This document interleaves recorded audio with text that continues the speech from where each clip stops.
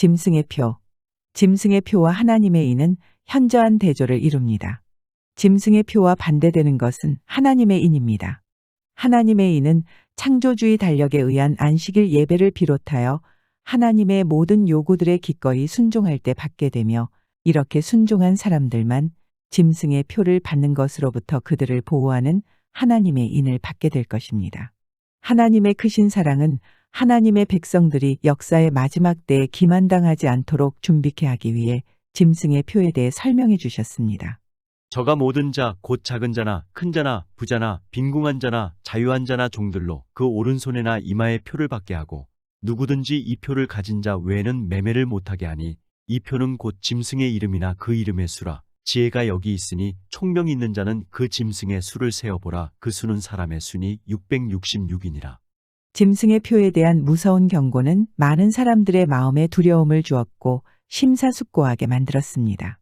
또 다른 천사 곧 셋째가 그 뒤를 따라 큰 음성으로 가로되, 만일 누구든지 짐승과 그의 우상에게 경배하고 이마에나 손에 표를 받으면 그도 하나님의 진노의 포도주를 마시리니 그 진노의 잔에 섞인 것이 없이 부은 포도주라. 거룩한 천사들 앞과 어린 양 앞에서 불과 유황으로 고난을 받으리니 그 고난의 연기가 세세토록 올라가리로다. 짐승과 그의 우상에게 경배하고 그 이름의 표를 받는 자는 누구든지 밤낮 쉼을 얻지 못하리라 하더라. 성도들의 인내가 여기 있나니 저희는 하나님의 계명과 예수 믿음을 지키는 자니라. 이와 같이 짐승과 그의 우상에게 경배하면 짐승의 표를 받게 된다고 2번이나 강조하여 기록하고 있습니다. 반면에 하나님께 바른 경배를 드린다면 하나님의 인을 받게 됩니다. 많은 사람들은 짐승의 표가 마치 컴퓨터 칩과 같이 인체에 삽입하는 것으로 잘못 알고 있습니다. 그러나 하나님께 바른 경배를 드려서 하나님의 인을 받을 수 있는 유일한 방법이 마지막 절에 기록되어 있습니다. 마지막 절의 기록대로 짐승의 표를 피할 수 있는 성도들은 하나님의 계명과 예수 믿음을 지키는 자들이며, 하나님의 계명 중에서 안식일 계명은 창조시 하나님께서 제정하신 태음력 안식일을 말합니다. 우리는 짐승의 표가 무엇이며 어떻게 하여야 그것을 받지 않을 수 있는지 명확히 이해하는 것이 필요합니다. 왜냐하면 그것을 받는 모든 자는 영원한 죽음이라는 신성의 판결을 받을 것이기 때문입니다. 짐승의 표를 이해하기 위해서는 짐승이 무엇인지 이해해야 합니다. 이 짐승은 전 세계적 정치적 권세들의 예언적 상징들이라는 점에 모든 사람이 동의합니다. 성경에서 상징된 짐승의 권세는 하나님께 대항하여 그분의 성도들 속에서 전쟁을 벌여온 권세들이라고 말합니다. 표를 부과할 그 짐승은 예수 재림 직전에 하늘의 왕국에 대항하여 전쟁을 벌일 전 세계적인 권세입니다. 내가 봄에 또 다른 짐승이 땅에서 올라오니 새끼양같이 2뿔이 있고 용처럼 말하더라. 저가 먼저 나온 짐승의 모든 권세를 그 앞에서 행하고 땅과 땅에 거하는 자들로 처음 짐승에게 경배하게 하니 곧 죽게 되었던 상처가 나은 자니라.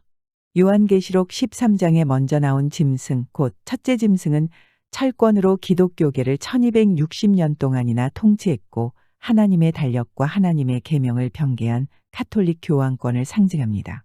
이어서 등장하는 또 다른 짐승, 곧 둘째 짐승은 짐승의 우상이며, 이는 짐승과 닮은 꼴인 미국이나 모든 교회들을 의미하는데, 이들은 가까운 미래에 하나님께 경배가 아닌 짐승에게 경배하게 하여 짐승의 표를 강제로 강요할 것입니다.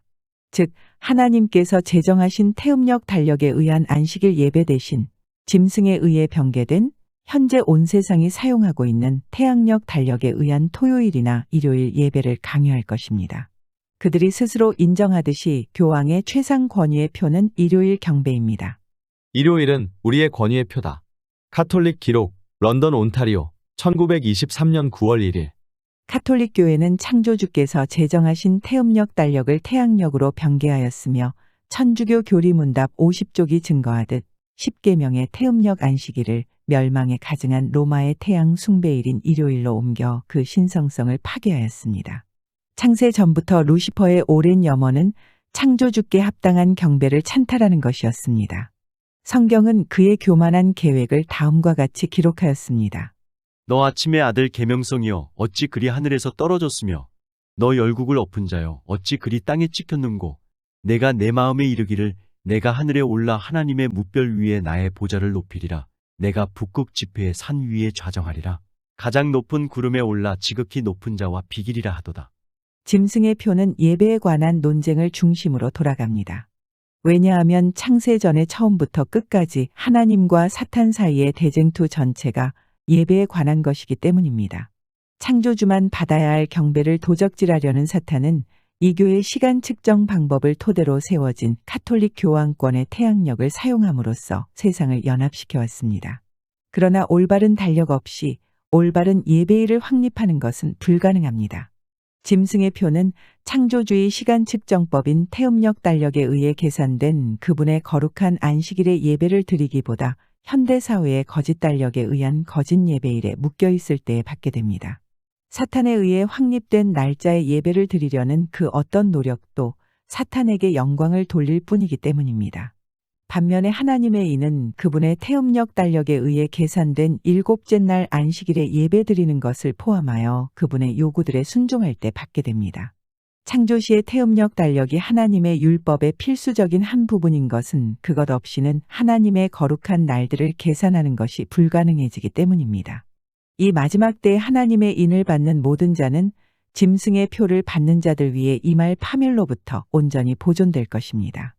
여러분은 무엇을 따르시겠습니까? 하나님입니까? 아니면 사탄입니까? 성경의 진리입니까? 아니면 교회의 전통입니까? 태음력 안식일 예배입니까? 아니면 가증스러운 태양력 달력의 토요일이나 일요일 예배입니까? 여러분의 선택에 따라 여러분은 하나님의 인이나 짐승의 표, 이 둘 중에 하나를 받게 될 것입니다. 또 내가 보니 불이 섞인 유리바다 같은 것이 있고 짐승과 그의 우상과 그의 이름이수를 이기고 벗어난 자들이 유리바다 가에 서서 하나님의 검은고를 가지고 하나님의 종 모세의 노래 어린 양의 노래를 불러 가로되 주 하나님 곧 전능하시니시여 하시는 일이 크고 기이하시도다. 만국의 왕이시여 주의 길이 의롭고 참되시도다.